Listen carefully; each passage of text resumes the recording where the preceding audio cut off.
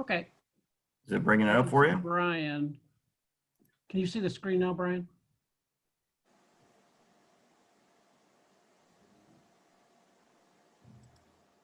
I can see you. Yes. You can see my screen? No, I Oh. just see you yet. You can see me, but not my screen? Correct. Oh. Just a minute, I have to get somebody smarter than me to help me, okay? That's okay. Katie? So how do I share my screen so they can see that? Close.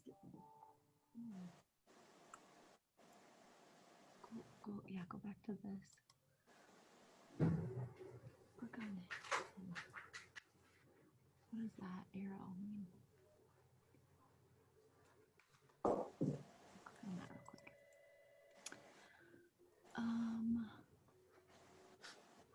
He's made you presenter.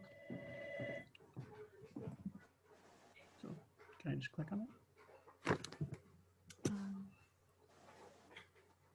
I'm not sure where. I can't see that now. Change you, Dave. Brian, when I do that, you can't see that? I've made you as the host now, Dave, so you should be able to do share screen at the bottom. Yep. And that should bring up what you have there. Okay. I'm just still seeing you though. Oh, you are? Yep.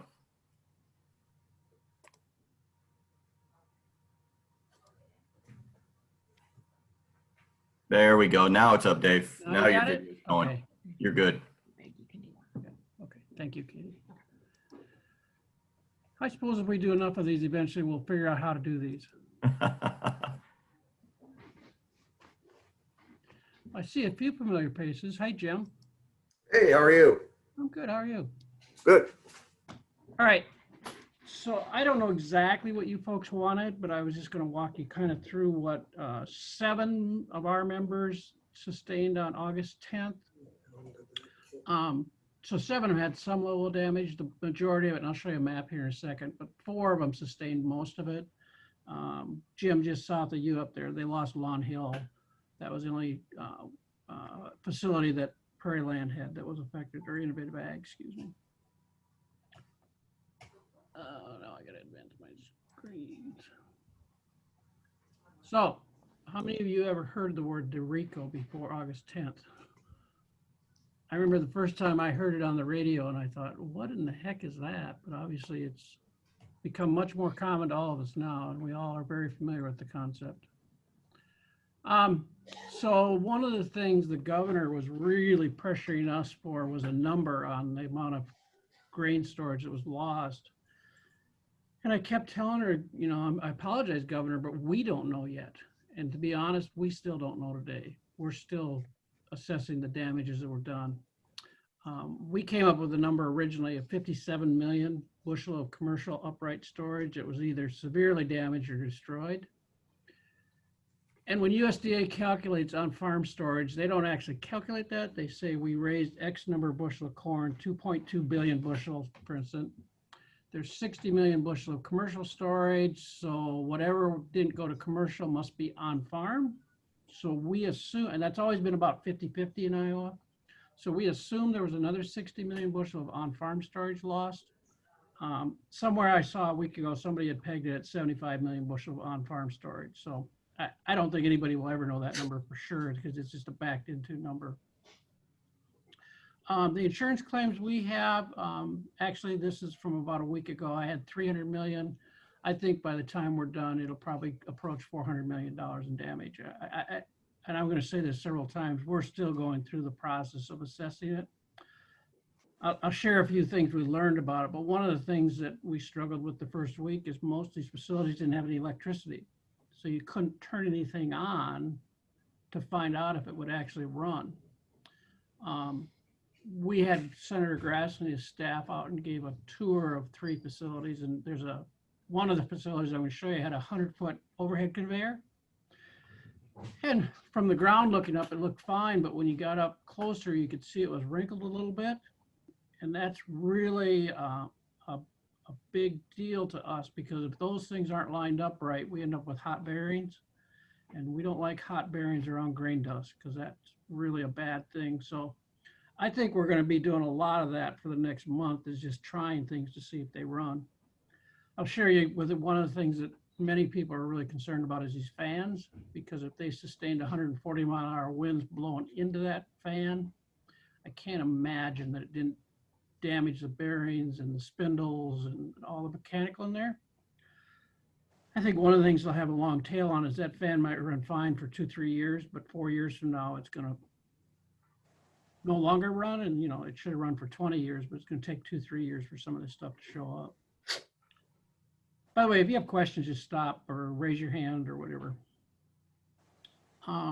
As you see in the pictures I get to in a second, almost all that damage was to the steel uprights. The bigger tanks, I know everybody's quoted 140-mile-an-hour wind speeds at ground level. We'll never know this, but those bends are engineered to withstand 90 to 100-mile-an-hour winds. And I know you've seen them, they crumple them like a pop can. I cannot believe that up at 100 foot that wind speed wasn't higher than 140 miles an hour, the way it crinkled those grain bends. And we'll never know that, but anyway, it was a miracle. We had no one injured. I'm going to tell you a story when I get to the facility. We had some people that went through a life-altering experience, but no one was injured. And that was nothing but a miracle. If you haven't seen this, I think it's evident when you drive around and look, you'll see, I was in Cedar Rapids about 10 days ago, and there's two cornfields right across the road from each other. One looks perfect and is standing perfect, and one is literally just flattened, like somebody drove a roll over it.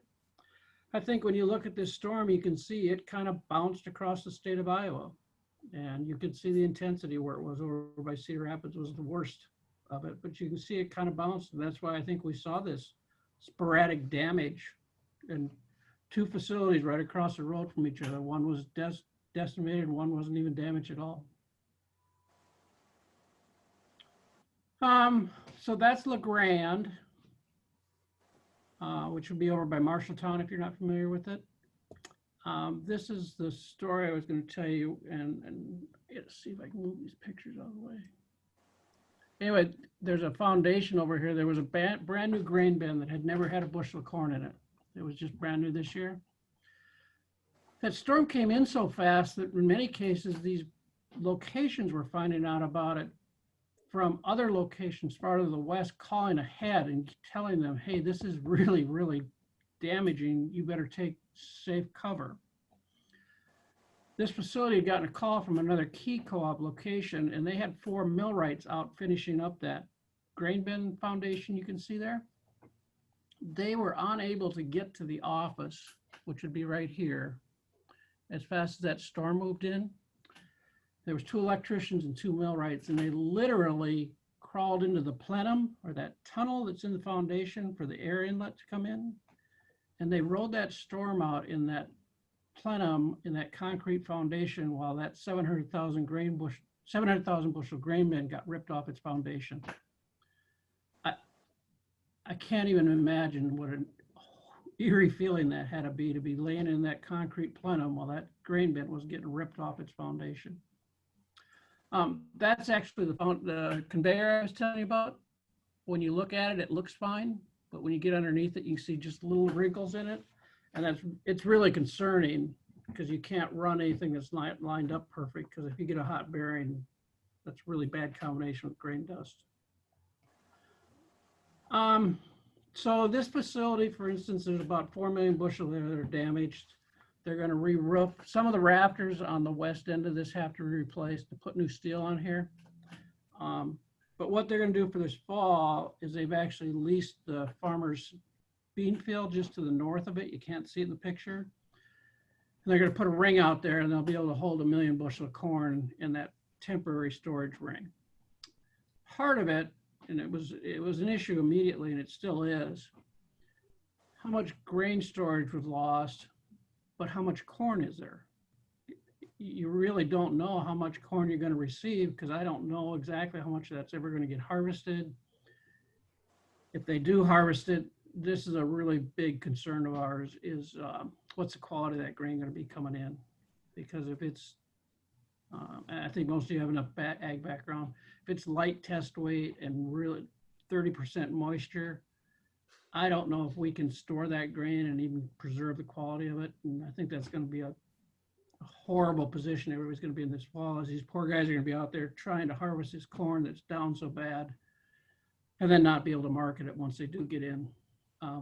I actually have a meeting later this week about aflatoxins because everybody's very concerned about aflatoxin and vomitoxin and all the toxins because the corn's laying on the ground and it's warm and it's wet, and that's just a bad combination. Brian, I don't see the chat room on here, so if you have any questions pop up in there, just let me know, okay? Yep, I'll take care of that. There's another picture of LeGrand and, oh, excuse me. This is that foundation I was talking about. That was a brand new grain bin, never been had any corn in it, and obviously it's gone. And there's one of the things, a couple of things we discovered that we were not quite as well prepared for. First of all, it was a huge challenge in some cases to make sure that the power had been neutralized, because before we wanted anybody going out there working on things, you have to make sure that there's no electricity or gas also.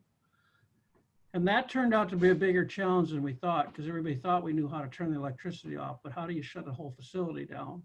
And that was a big challenge for a lot of folks. Most of these companies have electricians on staff, but of course they can't be in 20 locations all at once. The same way with the natural gas. How do we know that we're not leaking gas someplace? Now, the other thing I was going to mention while I think of it, the next thing is, it seems obscure. How do you tear that down? So you've got facilities that obviously you can't use and they're going to have to be rebuilt, but how do you tear a leg in a conveyor like that down? And to my knowledge, they're getting the bins out of the way and they're literally just hooking onto them like a domino and just pulling the whole thing down. Because in many cases, this leg has suffered structural damage and it's got to come down. And to my knowledge, most people are just hooking onto it like a domino and pulling on it. There's another picture of LeGrand. This is actually this area right here. They rented this guy's bean field. They're going to mow it down and put a ring out there. But again, there's no way to fill it. So there's literally going to be a conveyor. They're going to buy a conveyor and fill that ring out there and put 1 million bushels of corn out there, just to service the farmers. You know, and I think this is something that, and I know you folks are all with mutual insurance companies, that makes absolutely no business sense whatsoever to do that. No business would ever do that with a profit motivation. That's being done exclusively to try to serve the members' needs. Because it makes no financial sense to do what they're doing at all.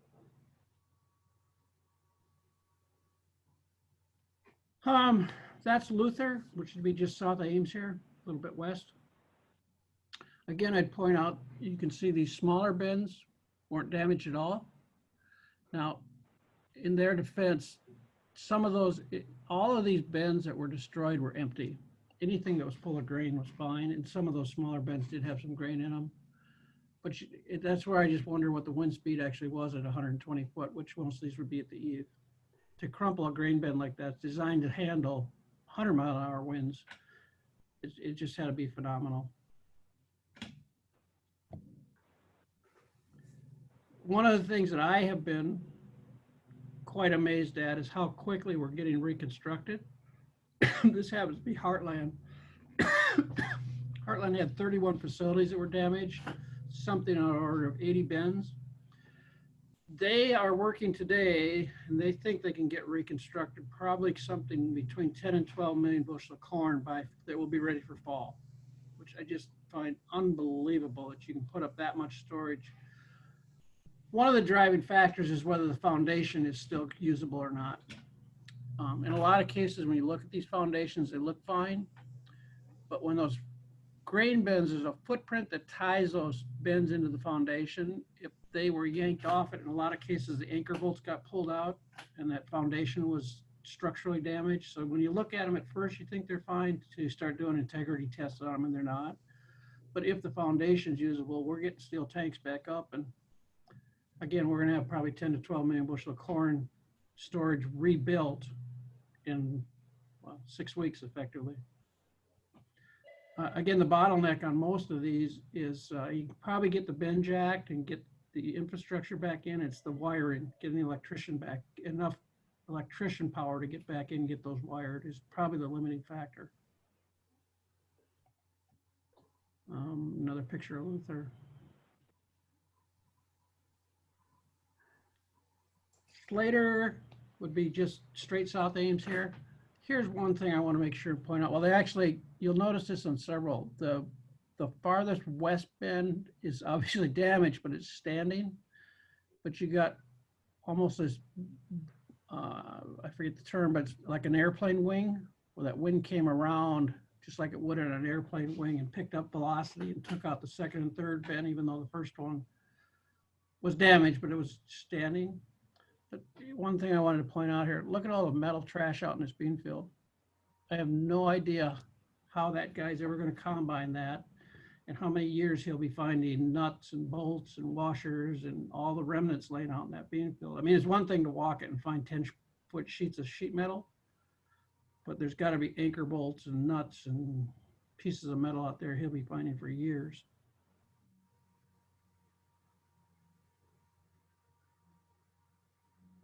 Again, there's a picture of Slater.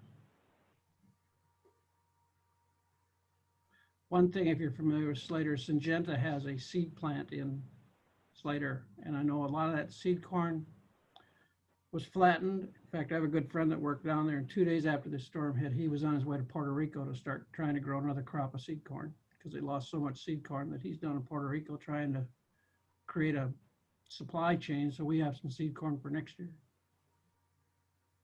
The grain that, like I said, most of these bins were empty.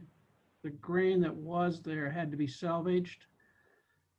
And there's companies that do that, and the insurance will cover the inventory loss on that. But typically what they'll do is try to clean it up, get the metal out of it, and then they'll sell it to a cattle feeder or something at a huge discount. So, but all that inventory, of course, was, we couldn't market any of that inventory.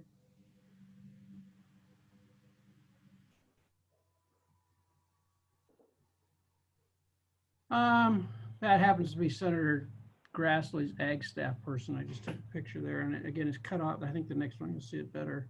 That's their 16,000 ton fertilizer plant. It looks like you drove a couple semis through the roof of that. That's where we've been working with Senator Grassley and Ernst, and we still are. Our message to them has been very clear, I hope. We don't need funds to rebuild the assets. We're insured in most cases adequately to rebuild them.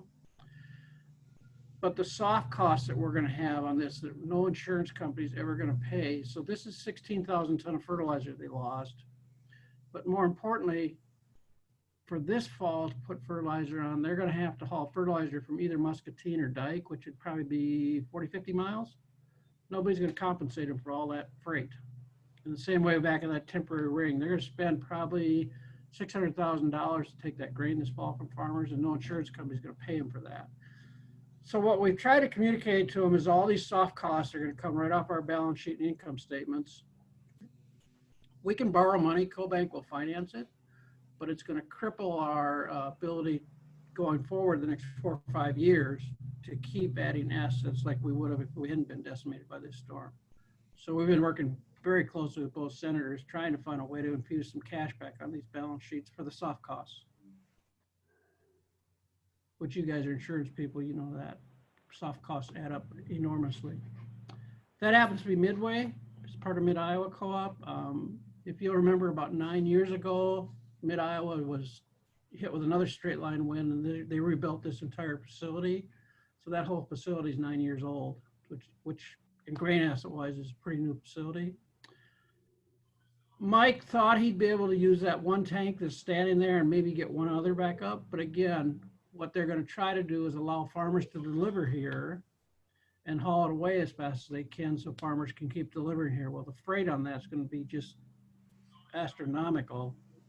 And again, no one's going to pay us for that. I'll stop. One thing that we're starting to discover is a lot of the farmers that had grain storage damaged on farm have been communicating with us that, you know, I'm 65 years old. I really am not planning to reconstruct another $250,000 of grain storage on my farm. I'll probably just bring it to town. So you have to start doing the analysis is we not only have to replace our commercial storage, we're probably going to have to build some added commercial storage to absorb what the farmers don't replace. Because, you know, if you're 65 years old, I really don't want to spend $250,000 on an asset if I'm going to retire the next year or two. Again, you can see the damage. A lot of these, what happened, the roof got lifted off, and once the roof lifted off, then there was no structural integrity there at all. That is a picture of that new grain bin that I talked about at Key Co-op in LeGrand. I mean, it's just unbelievable to see a bin that 2 days ago was standing upright and is now this pile of scrap metal. One person asked me about what we do with all that. There's firms that'll buy this scrap metal. They don't like this galvanized metal very much though, so they don't pay anything for it because they don't like it because it's all galvanized. But we can at least recycle it and reuse it and repurpose it. I put that little picture that was a crane. It hadn't even left LeGrand yet from building that grain bin. And they obviously said, don't bother going anyplace. You just stay right here and start putting stuff back up. But that crane will cost $4,000 an hour. So you can just start to add up the math, how many thousands of dollars are going to get spent on. I know Heartland told me the other day they had 5 millwright crews in reconstructing grain bin assets. And one of the ladies at work had asked me where that was, and I said, I don't have any idea. Just pick your favorite place where you see a flattened cornfield. A couple of things I was going to share with you. RMA and crop insurance have called some of this damaged grain, and they're letting them just get down. It varies by insurance company a little bit how able they are or willing to do that. We have really been trying to encourage them to let them do that for 2 reasons. One is if we can get it disc down now, a lot of that trash will decompose before next spring. Because if we disc it down later, all that trash is going to be laying there. It's going to be horrible trying to plant it next spring. But the other thing is there's a lot of volunteer corn out there. And if we can get that to germinate this fall, then we don't have to fight it next spring.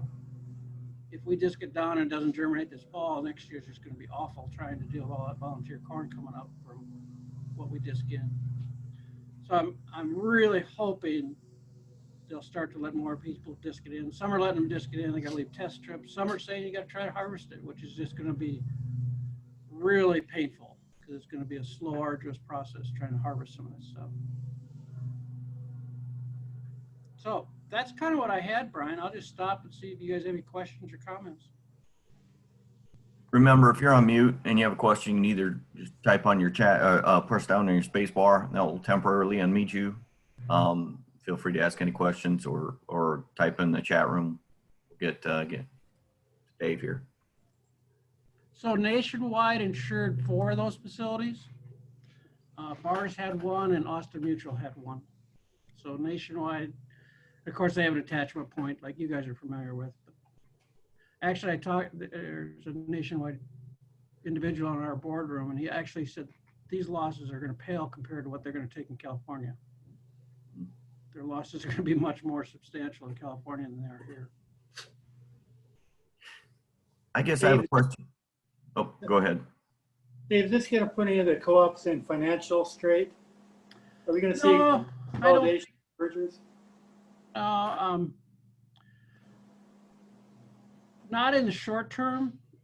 I think like I said, the problem's going to be is if you have to go borrow all that money from CoBank to rebuild these assets, and you're going to have to replace some of the working capital. You know, the insurance, and you guys know, the insurance will do what it's supposed to do and it'll cover, but you probably, the issue is you're going to probably rebuild more than what you lost. It's going to have a long tail on it, I guess is what I say. So is it going to put anybody out of business? No, but it's going to sure cramp their style for the next 4, 5, 6 years.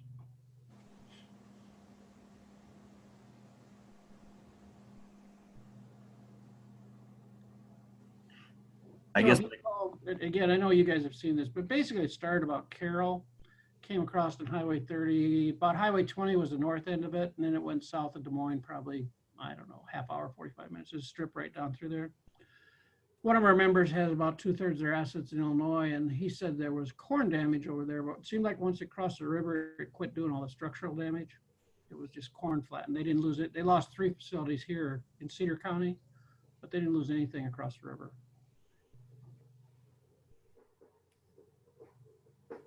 Dave, do you see a price fluctuation coming with the crop damage as much as it was? No, I think what you'll see is you're going to see some basis abnormalities because locally it's going to be, you know, if you're in that strip, you're going to have to freight corn in from someplace else. But when you're talking a 15 billion bushel crop, and I think now they're talking 500,000 acres lost, it's not going to move the market. You might see some basis swings short term in that affected area, but it won't move the market long term. Okay, thank you. I think at this point, we're more concerned about the quality that comes at us with the mycotoxins and the light test weight and just what are we going to do with all this poor quality corn if you're in that strip going through the middle here? And if you're, you know, if you're trying to run a feed mill and ethanol plant, how far do you have to go to get quality grain? Right.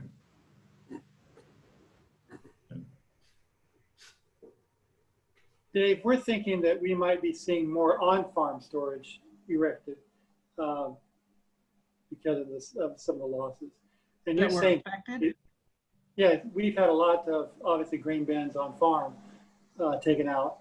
And Yeah. the ones that are building back are going to be building back bigger bins, certainly enough to compensate for the smaller ones.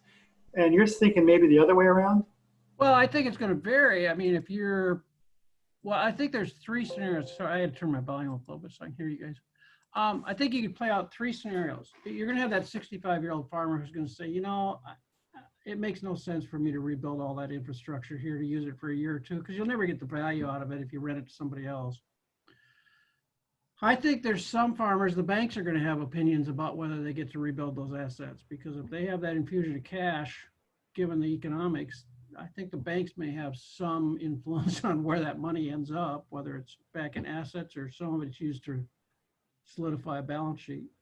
And then certainly no different than us. I mean, if we're going to rebuild assets, we're probably going to build more and bigger. And there are probably some farmers the same way. So you probably have all 3 scenarios play out. I think the real takeaway is I don't think anybody will really ever know how much on-farm storage was lost because nobody really knows how much is out there. They just back into that number today.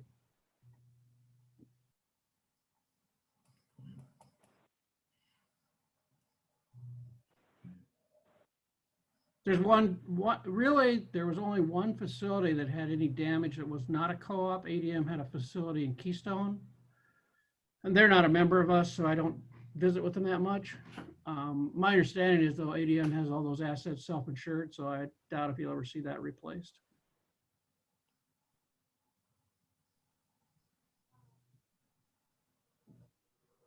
All right. Does anybody have any further questions for Dave this time?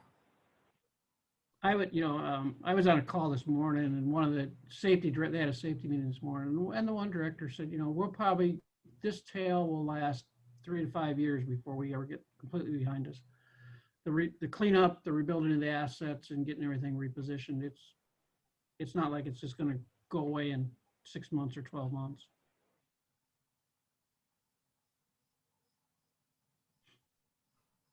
Did you guys have a lot of on-farm claims? I know some hog buildings, I heard fans got ripped out of them and stuff, but I didn't hear a lot. It seemed like most of the structured damage on elevated ones was trees falling on them, more than the wind actually damaging them. I live in Ames, and I can tell you that most of the damage driving around town was trees getting yanked out and falling on a house, more than the house actually getting damaged. From what I'd heard in town, yeah, there was a lot of damage that way, but I know there were some bins just like the cooperatives that were taken down by the wind, and I know last week coming home from Eldora area, I saw just south of there some damage. But Jim, are you still on here? Yeah, I'm here. Because you guys had a strip of hail go through there too. That was about 10 miles wide. Yeah, there was some with the storm. I think there was some a week or two before that. Oh, was it? When I talked to Rick, I thought it was part of this storm that there was some pretty severe hail damage that went through there. Well, too. some of it was with the storm. Yeah. We had several pretty large bend site legs pretty severely damaged,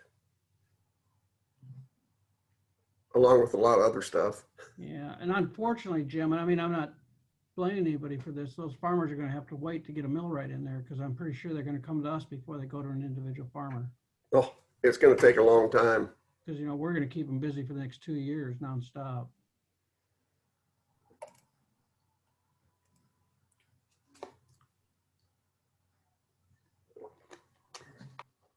Does anybody have any further questions? Hey, thanks for the opportunity. If you guys have any questions or anything, just let me know, or if we can ever work closer together. I appreciate the relationship we have now and appreciate the opportunity. Well, thank you, Dave. Thank you for your time and the update on the information that you've provided to us. And hopefully we don't see anything like this in the near future or the longer future down the road.